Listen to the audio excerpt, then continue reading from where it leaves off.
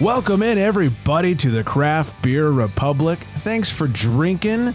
Thanks for joining. My name is Greg, and I'm being joined by the buffest blockhead in the Midwest, and that's Flex. What's up, big fella? Nothing much, man.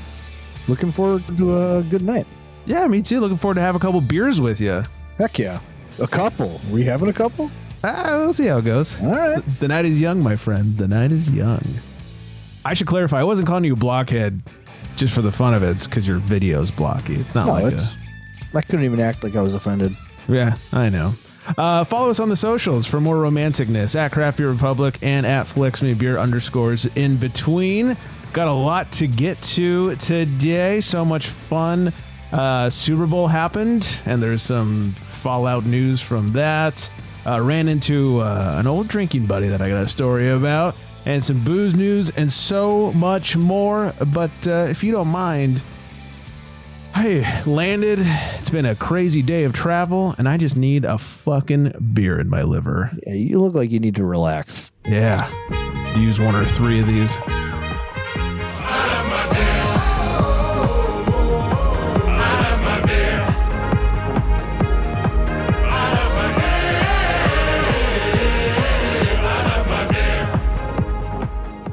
I am drinking Smog City Brewing's Frostquake. It's a hazy IPA, 6.2%, has a 3.8 on Untapped. They say this mock seismic event of hoppiness divides the earth between intense citrus and juicy tropical fruit. A mixed fruit salad aroma leads you into a smooth, silky mouthfeel, a kiss of citrus, and just enough bitterness to cleanse the palate for your next sip. Enjoy the palate-splitting, hoppy goodness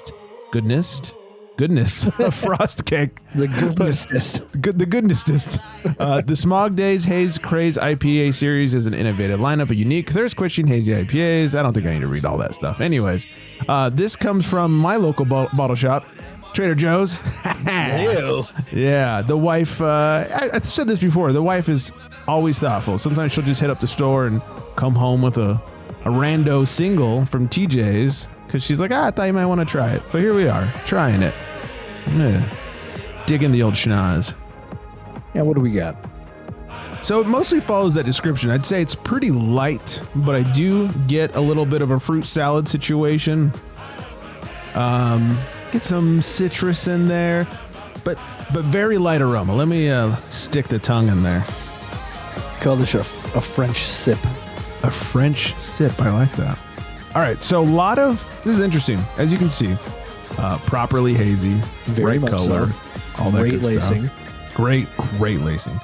It has a surprising bitterness to it. I wish I had the IBUs. Not a turnoff, just surprising for a hazy, the amount of bitterness that is in this. It also has a little bit of an old school maltiness to it. Like not like crazy loaf of bread malty, but it's definitely got some malt in there. And not what I was expecting with this color. See, that's what gets me is when you get a hazy and you get just any bit of malt character. I think it's a big turnoff. It's a little bit of a turnoff to me. Overall, I would definitely drink this beer again. It's not a bad beer, but I could do without the little bit of bread going into this thing. Not looking to carb load. Yeah, that always kills me with the hazies. Yeah. It really does. But good hop bill on there. Nice. Should have called it a juicy. That's what they should have done.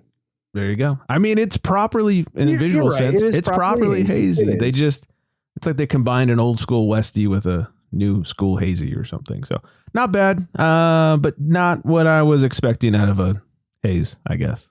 That's all right. Yeah, there you go. Like you said, you drink it again. It doesn't make or break the beer. Yeah, it's not a drain pour by any stretch of the imagination. Just not what I was hoping for, I guess, when I cracked her open. Yeah, you win some, you lose some. That's right. Sometimes you tie. Either way, I'm getting drunk. Let's do it. That's what matters. Shout out to our top listening city of last week, and that's Los Angeles. What's up? Oh. Hometown, I guess. Local for you. That's right. So we haven't recorded since the Super Bowl. How was your Super Bowl Sunday? Did you do anything fun? Or one of my kids was sick. Oh, so fun. we really didn't do anything too much. So I just ordered a pizza, had some we do breadsticks with that. We did like some pretzel nuggets. Ooh, pretzel nuggets. Just chilled out. I got a 12-pack, and I really wasn't interested in the Super Bowl because it was the two teams I could have cared less to see. Yeah. If they both could have lost at the same time. The Chiefs, the only reason I kept watching it all night, because even the commercials sucked. Yeah, overall commercials were pretty bad. They're pretty bad. The Seal commercial was hilarious. That was my favorite. That was the favorite. What was I going to say? Oh, I'm not a big Kendrick Lamar fan. I only know of the one song because of all the publicity it got from like the dissing Drake and like that whole thing. So I really had no need to watch the Super Bowl this year. And the only reason I kept it on was because the Eagles were just demolishing. Right. It was kind of fun to watch. So that was very enjoyable. That part was enjoyable, but I'll tell you, after a while, I got tired of it. I didn't watch most of the fourth quarter. So I thought the same thing, and I almost didn't watch the fourth quarter, but I really didn't have anything better to do. So I just kind of kept it around. I did some laundry while it was going on. Sure. Why not? As one does. We ended up playing Mario Kart. Man, that sounds legit. Yeah. For the Wii or the Switch, what do you got? The Switch. Okay. Yeah. I just got it like a month or two ago. I dig it. I really like playing the Switch sports. I only have Mario Kart so far. Mario Kart? Okay. Yeah, I came with it. Playing the golf, and they just added basketball to Switch sports. And that was fun to get used to. Okay, I'll have to try it. Something cool about the Super Bowl. Sorry, I don't want to. A little tangent from this Nintendo Switch conversation. No, please. Zach Baun, who is a middle linebacker for the Philadelphia Eagles. Okay. I coached against him when I was coaching high school football. No shit. Yeah, so that was also something really cool to see, that he made All-Pro this year, and now he's a Super Bowl champ. And in high school, we totally shut him down. Just an absolute stud of an athlete, stud of a player. So yeah, just something really cool to see come full circle. Very exciting. Yeah. I'm excited that the Chiefs didn't win again. Well, I'm super excited about that. Yeah. Yeah, we didn't do anything either. Like, a lot of times we're over at like Nick and Nicole's house for the Super Bowl, but nobody cared about these teams. They were out of town. And I was like, you know what? I've had a busy fucking week. Let's just hang at home, drink some drinks, make some snacks, and we'll watch it. And if we don't want to watch it anymore, we'll turn it off. Like, we don't give two shits about either of those teams. If both teams could have lost at the same time, that'd been fantastic. It would have been cool. Yeah. Would have been the perfect ending for that Super Bowl. My favorite post about the Super Bowl was when everyone was saying what they really wanted to happen. And it was the scene from Dark Knight Rises when Bane hits the trigger and the whole football field starts falling behind Hines Ward as he's running to the end zone. I would have been fine with that. That would have been a good outcome. I'd been okay with that. Yeah, I'm not a huge Kendrick Lamar fan. I did love all the Drake dissing. That was kind of funny. Having what's her name out there dancing and. Oh yeah, see, and I didn't know who that was right away. Oh, Serena. Yes, I figured it out after the fact, but had no idea who it was while it was happening. My kids were even like, "Oh, who's that?" I don't know who any of these people are supposed to be. Yeah, at first I didn't get the whole Sam Jackson thing. I know I'm white and uncultured. It took me a minute to realize like he was Uncle Sam, and yes, a lot of I had to Google some of the symbolism. Right yes, but overall, it was fine. I'm not a huge Kendrick Lamar fan. I liked some of what he did during the performance, but I'm not downloading his music or anything like that. Yeah, it was fine. Funny thing about the halftime show is when Sam Jackson came up on the screen, my 10-year-old, she goes, I don't want to sound mean. She goes, but that kind of looks like a black papa, because that's what they call my dad, is Papa. Oh. And we started looking at him more while the halftime show was going on. Every time he'd pop up, we were like, holy shit, my dad is a white Sam Jackson. That's funny. I sent him the text, and then my mom sent me back some pictures of Sam Jackson, and we're just looking at it. We're like, holy shit, my dad is a white Sam Jackson. That's so good. It is the awesome. Midwest Sam Jackson. Yes. Get all these motherfucking cheese curds off this motherfucking plane. Doesn't get more Midwest than that. Oh, that's perfect. Oh, good times. But yeah, that's about it. Yay, Super Bowl. It happened. Baseball's starting up soon. I can't wait. Yeah. Dodgers spent some money this offseason. You know, it's funny you say that because I just saw a statistic that said the Brewers were the second least big spenders. Does that make sense? Least amount. Yeah. Thank you very much for making my words sound legible. Not $900,000 they spent this offseason. Yeah. Look out.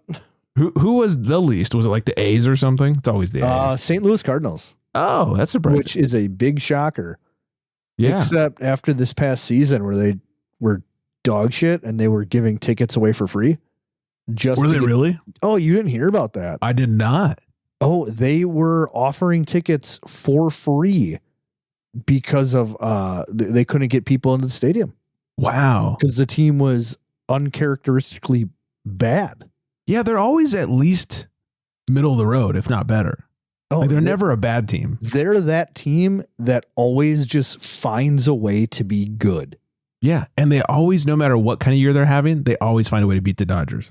Yeah, I mean, they're just historically a super solid organization. Yeah, that's funny. They were giving away tickets for free.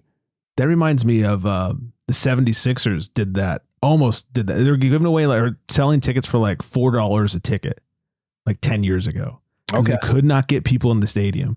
It was more expensive to buy a beer than a seat at the game. I know that was happening at some New York Giants games this year. That's not surprising. I believe it was when the Saints visited MetLife. Okay. And there were certain tickets you could actually buy for $1. Like the caption of the post was that a Bud Light costs more than a ticket for the Giants game because the ticket was $1 and the beer was $13. Right. Well, when the 76ers were doing that, some guy posted that he bought out an entire row. It only cost him like $47. That's amazing. I was like, I would do that. I'd just go buy a row to myself and hang out or bring friends or whatever. Yeah.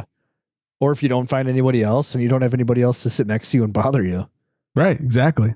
Keep it quiet. Shut up. I'm watching the shitty game. Brilliant. Yeah.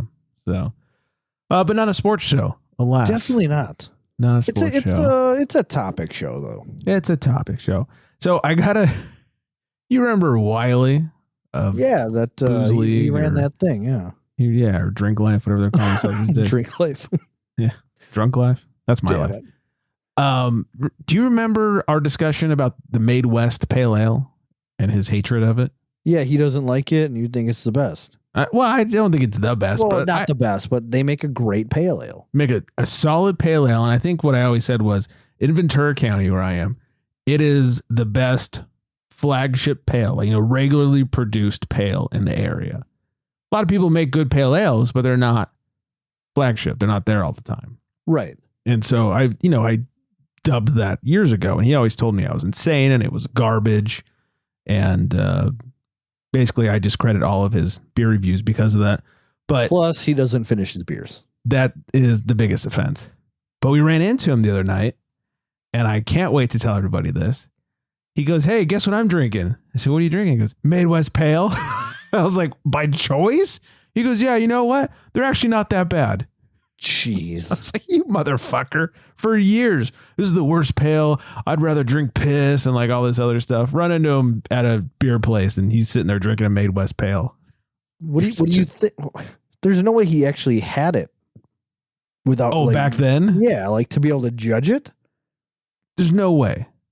Something, I don't know. Anyway, so I was like, I got to tell anybody who will listen to me, because you motherfucker have been missing out on a great pale ale because you're too stubborn to try it. Apparently, I'm positive you've sent that one to me before. I probably did, just so you could try it and tell him how wrong he is. I'm like 98% sure that you did.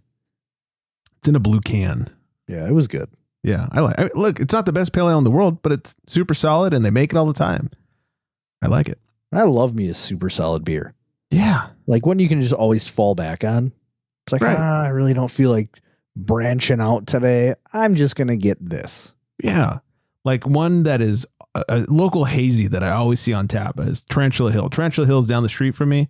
They've done a great job of getting their beers into restaurants and stuff.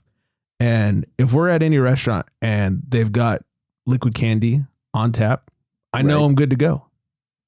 That one you definitely sent me. I know for sure. No, Yeah. Erica sent me that one. Erica, yeah, I think she picked it up right. when she was down here. Yeah, just a super solid hazy, nothing to write home about, but always super good, solid. Yeah, absolutely. Yeah. And you can count on it when you're at a restaurant. Their beer selection's not amazing, and yeah, it's good stuff. Man, it's nice to have that kind of a restaurant beer. Yeah, and I'm glad that's become such a restaurant because before it was like, insert West Coast, like Firestone Union Jack. It's like, all right, I'm not looking to strip the enamel off my teeth. Stone IPA. You're right. Exactly. Yeah. I mean, that's what it was for years and years. So anyways, go drink a Made West Pale, fuckers. Good stuff. What about you? Any beer research these days? So not so much of me getting out, been busy, but I did pick up, Tom from Pilot Tom. Brought me a Utah beer. Oh, which 5%. Apparently it's true. They do make beer in Utah. Wow. And it wasn't 5%. It was 8.2%. Whoa. It was a double IPA. It was called, I have it right here too. Steph is screaming at us right now. Ironically enough. So I actually messaged her a picture of the beer and she was astounded at how I got it.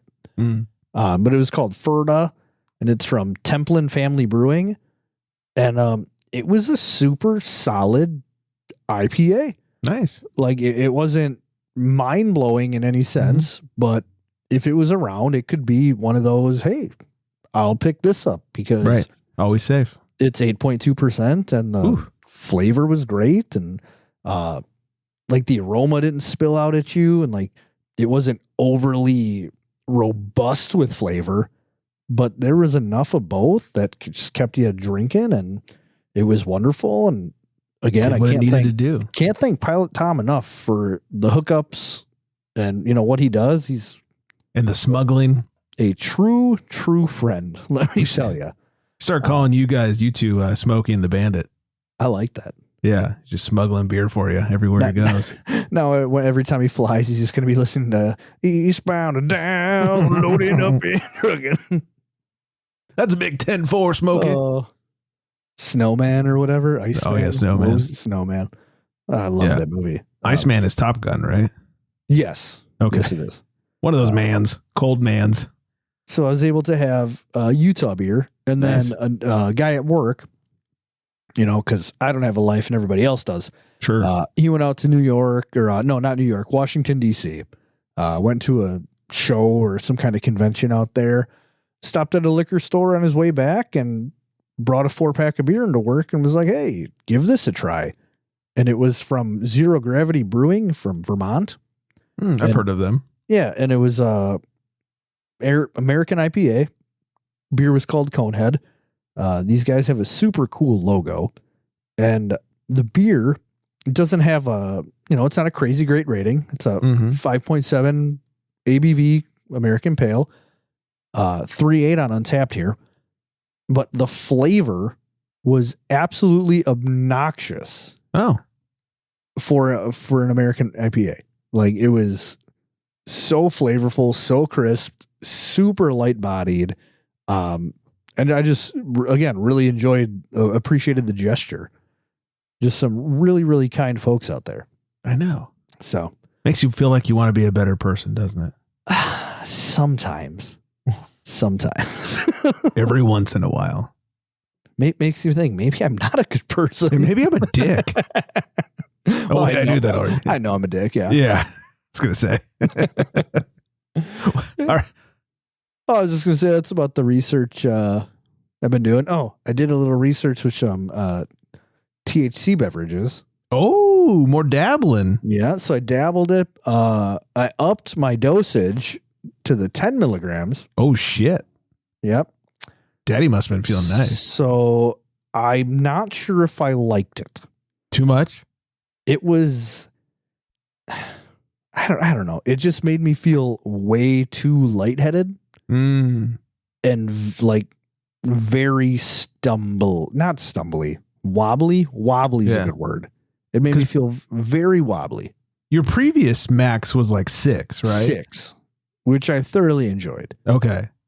And I even hit a 6er with a double IPA after. And that was probably the best I've ever felt in my life. I'm telling you, a nice gummy or weed drink or whatever with a beer or a glass of wine is just chef's kiss. Yeah, it was melty was just the only way I could describe it. That is a good night. And like it was crazy because you're like a shell of a human, and like everything was turning in my brain. Like my brain was going. But I got ideas. I just couldn't do anything. I was just there. And then you go, what was I just thinking of? That was a great idea. I wish I could remember. It was good stuff. I would second that to do that. It's good times. 10's a lot. I'm not 10 I wouldn't recommend. Yeah, when I do 10, I spread it out. Like I'll do 5, wait like an hour and a half ish, and have another. Unless I'm just looking to get fucking blitzed or something. But, right. And then I'll have so it kind of sneaks up, but it's not like boom 10. Right. So I had 4 cans. 2 of the cans I did drink kind of fast because it was like later at night, like 8:30, and I was just trying to get some sleep. So I was trying to get it in, let the effects come out, and then zonk. And the other 2 times it kind of spread it out. Probably took me like an hour to drink because I wanted to spread it out a little bit. Sure. But it just caught up with me, and I think I'll stick with 6ers. Yeah. I was at the, I don't know, what do you call it? The weed shop, I guess, one time. And head shop? I don't know. The dispensary. Yeah, there you go. And I was buying some gummies, and they go, hey, you spent way too much money. You want a free Snoop Dogg soda? And I was like, all right, I'll give it a shot. It was so fucking disgusting. It tasted like total ass. Really? Yeah. And it didn't even work that well. I think it was, I can't remember if it was 5 or 10, but I remember I was like, oh, I ended up chugging it because it was so bad. It just tasted like medicine. And it was, no thanks, Snoop. No. There's a brewery here. They're really up north, like 5 hours away. But they come out with some infused seltzers that go up to like 50 milligrams a can. 50? 50. They Jesus. do 25 and 50. Good Lord. And I couldn't imagine what that would do to you. Yeah. One time I was buying gummies and the guy's like, hey, do you want these ones? I was like, no, those are the 10s. I prefer the 5s. That's good for me. And he goes, oh, okay. Yeah. I usually end up having about 100 a day. I was like, what? You have 100 milligrams of THC a day? He goes, yeah. I was like, how do you fucking function? He's like, I have a high tolerance. Some people have a higher tolerance. I was like, yeah, okay, fine. You do 25 or 30 milligrams. You do a fucking 100 grams a day? Balls. Also, it must be so expensive. I would be in a coma. Yeah. I'm pretty sure that would put me in a coma. It absolutely. Yeah. You'd be glued to the couch. You couldn't move with that. It's insane. I'm trying to think like what is beyond not being able to move. Right. And that's what I would be. I mean, you can't die from doing too much weed, but but it's the next best thing or worst thing. Remember the story of my buddy who used to be an EMT rolled up on the scene one time, and this dad and son had split a cookie, and they were just absolutely losing their shit. The mom had called 911 because she didn't know what to do, and they showed up. Yeah, they showed up, and he goes, "Look, ma'am, like there's nothing we can do. It's weed. They're not in danger. They just have to write it out. Right. We can take them in and hook them up to an IV, and they can wait it out in the hospital, but you're gonna have to pay for it, or you can just strap them down here and let it happen." She goes, "No, get him out of my house. I don't want him here." I guess the son was kind of freaking out.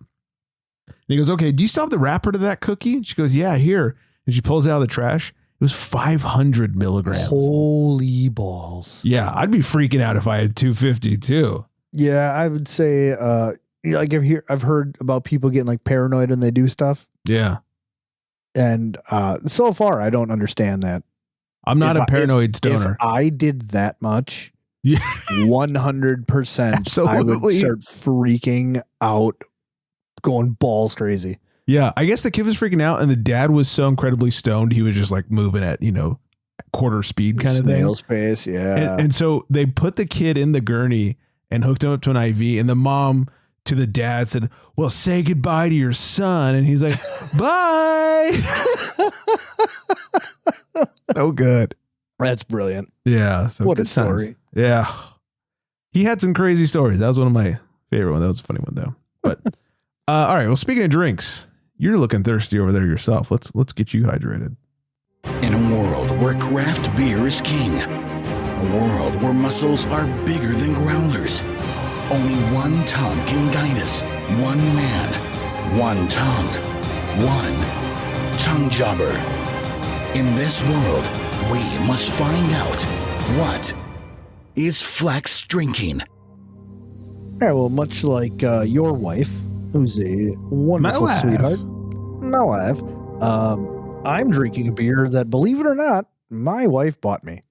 Wow. Which never happens. I'm hard for you.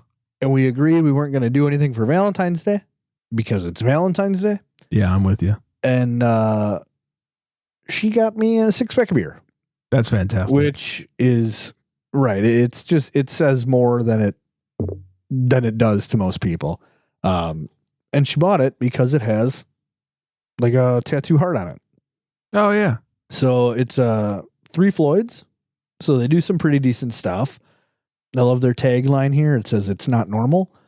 And this is called Jinx Proof Lager. It is 5.7% ABV. And it says a crisp, pale, and refreshing lager with a light malt sweetness and plenty of noble hops. Which noble hops come from Germany. See. Got it. Guten Tag. Untappd calls it a Pilsner, so I don't know if I really trust this, even though it's everything on here. It's a lager. 3.57 is what they got it for. It could be the best lager ever. It'll be a 3.5. It's crackery, on the nose here. A little bit of them noble hops coming through. Mm. Smells crisp, if that's a thing. It is now. It is now. It's got great clarity. Oh yeah, there's not too much left, but I do enjoy this. Get the tongue jobber. Well, it's already warmed up. Warmed it up? So, it is a super fine classic lager. Definitely get those hops coming through a little bit of that cracker coming through, and just some super duper super low end, tiny bit of bitterness that just hits you on the tip of that back tongue. Just the tip. Just super crushable lager. Nothing more you can ask for out of this beer. I think 3.57 for it. That's the reason we hate Untappd. Right. So like lager wise, you're probably looking at a 4 out of 5 here. But if you're an idiot, 3.57. Right. That's how it goes. Yeah. Bunch of idiots on Untappd. Yeah. And, but yeah, super duper cool can art.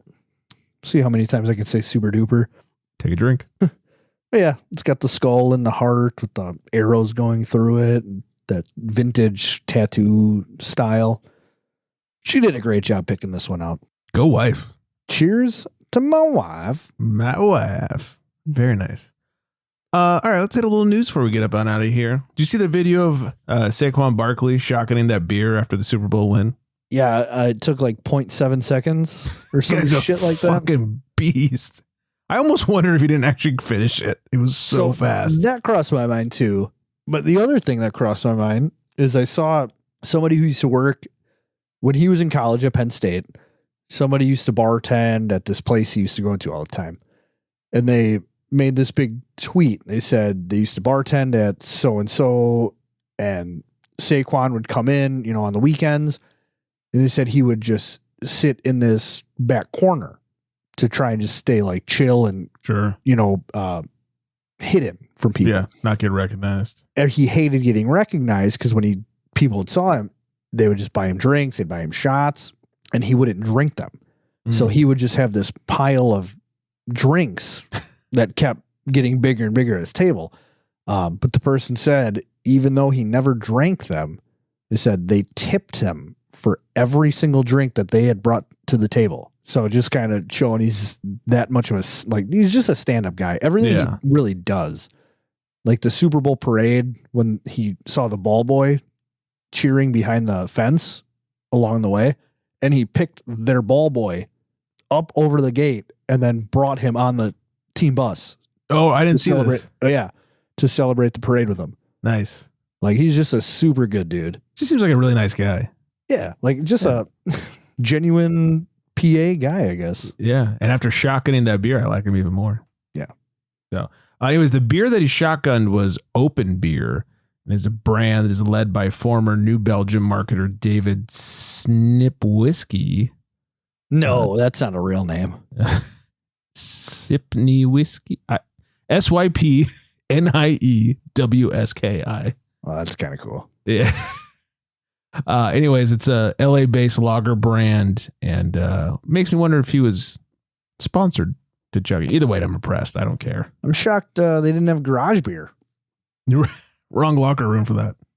Well, I guess not though, because Jason. It's true. And I feel like he's more of an advocate for it than Travis. Yeah, I mean, he looks like an advocate for beer. Well, and he was in the Christmas ad that they did, which was horribly creative. I don't know if I saw that. Oh, they the fuck, they parodied some Christmas song, like some classic Christmas song, but the only word they used in the song was beer. All right. And that was it. And then it was just like people in a bar and they were just singing to this Christmas song, but the only words were beer. Beer. Yes, I think that's actually what it was. Beer. Oh, I'm just making that up. No, I think that's what it was. Like Jingle Bells, but just beer. All right. So yeah, go on with the story. No, that's it. That's the story. No, okay. $1 beers for life. If anybody wants a $1 beer for the rest of their life, San Francisco Brewery is offering consumers $1 beers for life. Kind of. Standard Deviant Brewing launched a new membership program to help fund a new tap room. Consumers who donate within 3 different tiers are awarded with cheaper pint prices for life. A $1,000 donation will get you a $5 pint for life. $5,000 donation gets you $3 pints for life. Or if you donate $10,000, you get the $1 pints for life. Does it matter what beer? Did they specify? Does not specify. It says the program will run until the end of San Francisco Beer Week, which is February 21st through March 2nd. About 5 or 6 people, as of this article being published, have signed up so far, according to the report. So if you want to drop 10 G's, get $1 pints for life. Yeah, I'm just trying to think, is it worth it?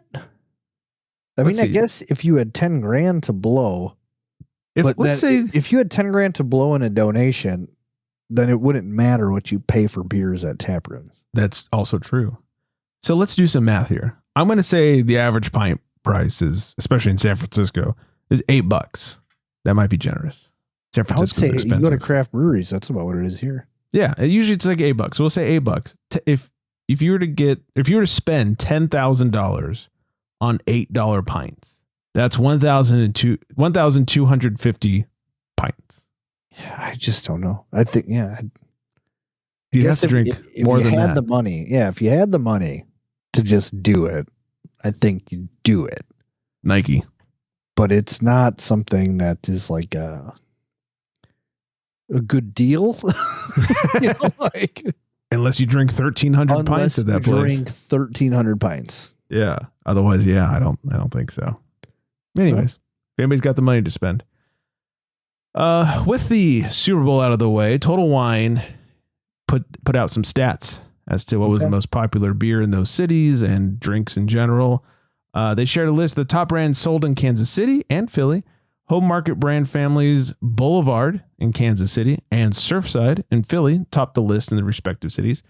The rest of the top 5 best sellers in Kansas City were number 4, Molson Coors Miller. Number 3, Tito's Vodka. Number 2, Cutwater Spirits. And the number 1 drink, but happens to be beer in Kansas City for the Super Bowl was Michelob Ultra. Well, I don't understand that.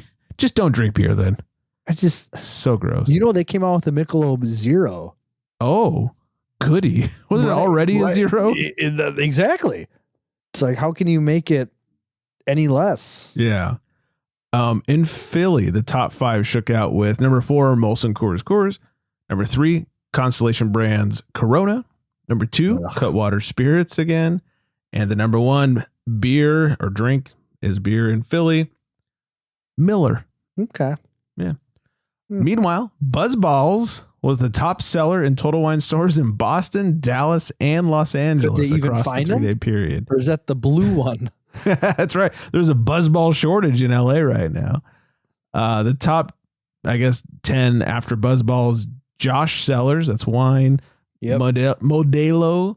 Number 7, Boston Beer's Sun Cruiser. I don't know what that is. Number 6, Jack Daniels. Yeah, it must be like an RTD or something. 5, Crown Royal. 4, Surfside. 3, Don Julio. 2, Tito's Vodka. And number 1, Cutwater Spirits. I've had a single Cutwater before. I've never had it. That's the brand that Ballast Point started before they got bought out for $1 billion. Okay. So, you know, when Ballast Point got bought out for that $1 billion, they did not include Cutwater. No. So then they later sold Cutwater to Budweiser. Genius. Fucking genius. I think I have that right. I think it's Cutwater that was started by Ballast Point. Whatever Ballast Point started was then later sold to Budweiser. Tell you what, I might be able to get behind this Sun Cruiser thing. Might not.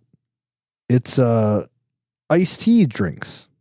Oh, okay. Like a hard iced tea? Yeah. They got raspberry, classic, lemonade and iced tea, and then peach. Interesting. No, I wouldn't knock it till I try it. As long as it's not too sweet.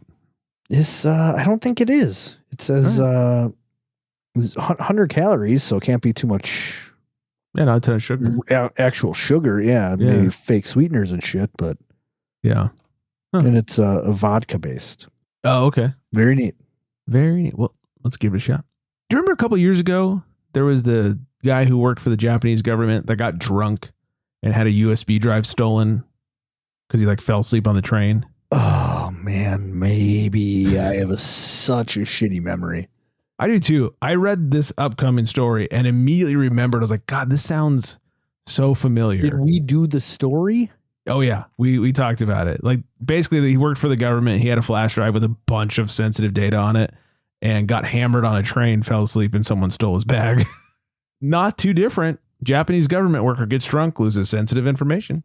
An employee of the Finance Ministry's Customs and Tariff Bureau went drinking with a colleague after work last Thursday in the city of Yokohama, south of Tokyo. Within 5 hours, the man had 9 glasses of beer. Good job.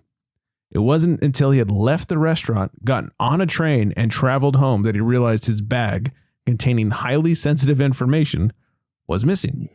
The Finance Ministry revealed the security breach this week, telling reporters the bag contained administrative documents with the names, addresses, and case summaries of 187 people, including a suspect allegedly involved in drug smuggling. The employee had received the documents at a meeting earlier that day, the ministry said. Also in the bag was the employee's work laptop, easy for me to say, containing personal information about the man and his colleagues. The ministry apologized for undermining the public's trust, saying it would investigate the matter and take strict action as needed. So far, there have been no reports that the lost information has been used illegally. As of Thursday, the documents and computer had not been found. Whoops. So I'm just going to go out on a limb here. Just put myself in the shoes. If I were carrying super sensitive, highly classified information, that thing's not leaving my hand. I'm not going out with it. Right. It's just, and if I am, it's handcuffed to me, or it is chained to me. Yeah. Or something. Or there's some kind of cool high-tech magnet, you know, that connects to a bracelet I have that the handle of the briefcase doesn't leave.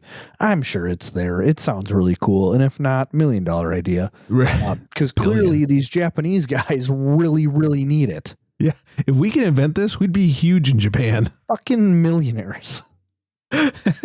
These guys, they're super smart, but not with super sensitive information. Can't handle their booze. Yep. Also, have they heard of Dropbox? Why are they still using USB drives? Yeah, I don't because they keep losing them. They're just, I don't know. Yeah. Well, it's mind blowing. Mind boggling. when your thoughts get all trapped like in a bottle. Exactly. Oh, Ron. All right. I think we should end it there. I'm going to say hi to Vanessa. Hi, Vanessa. Hi. I'm going to correct you, by the way. That was Bleeds of Glory. That was Chas Michaels, not Ron Burgundy. Was it? Yep. Mine. Oh.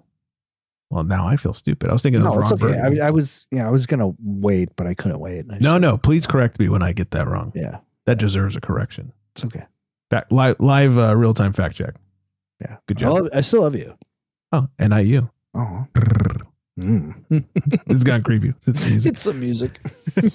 Follow us, socials, all that stuff at Craft Beer Republic, at FlexMeBeer _ in between, 805-538-BEER 2337. Mail at craftbeerrepublic.com. Next week, I'll tell you guys about drinking around Austin. Still recovering. I think that's everything. Hope everyone is staying very well hydrated. And on that note, good night, everybody.